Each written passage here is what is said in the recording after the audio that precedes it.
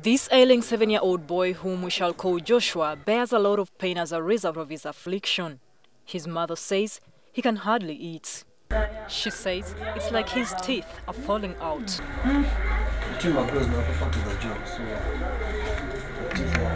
Dr. Samuel Guma, a specialist at Kawempe Home Care, says Joshua suffers from a cancer which is common amongst children known as Burkitt's lymphoma. The doctor also reveals that the cancer is in its advanced stages. It's complicated by the HIV. This is a grim episode of Joshua, who was born with HIV alongside his twin brother, who is not ailing as he is. He's getting his ARVs well, taking them well, alongside the morphine for the pain. So he's also taking his cancer meds?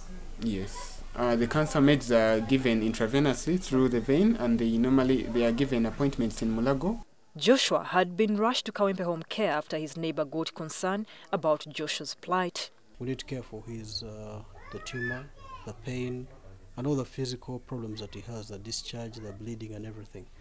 And also we need to really think about the family. I mean, the psychological problems that they're going through, the stigma in the community to his disfigurement.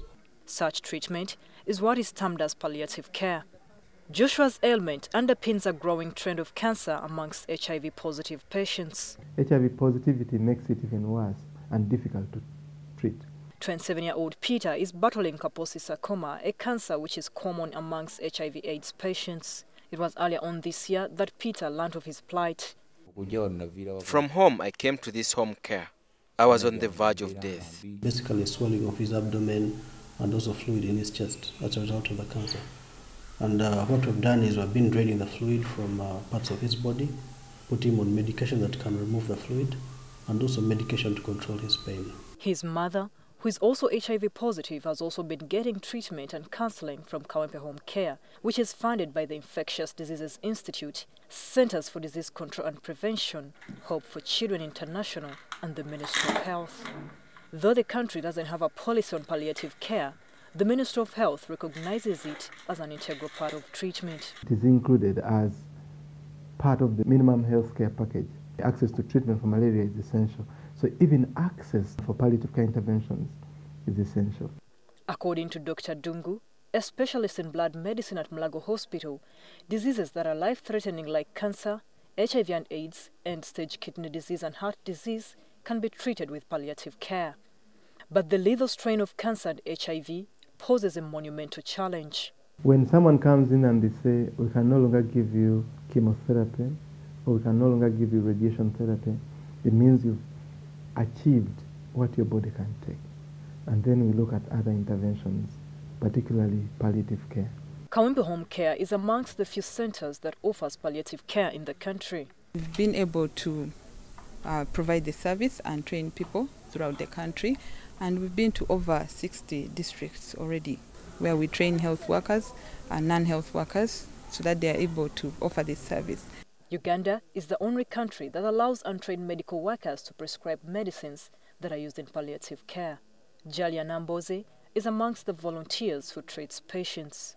They are welcoming as a relative. They just tell their children, this is aunt, this is granny.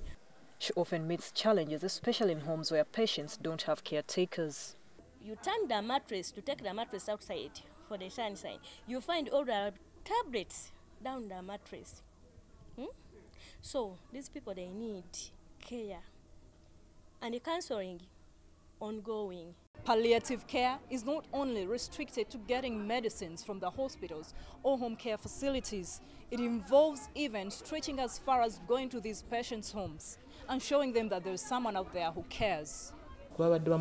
In a week, they could visit us 4 times and help us with turning him, she says. His immunity is getting better, and the good thing with this cancer, with a good chemotherapy, it can get better, and lesions resolve with also the ART going hand in hand. For little Joshua, the danger is imminent. He may not celebrate his next birthday. When the end comes, really, we need to be there to support the family and take them through the process, and also the bereavement aspect. Joshua's treatment schedule is intense. Pain is so strong, so severe in patients with cancer and HIV and sickle cell and others. We use medicines that are categorized as narcotics or opioids. Uganda has endorsed access to those medicines. We call them morphine. The frequency is around 5 times of oral morphine. They take it 4 times during the day and once at night.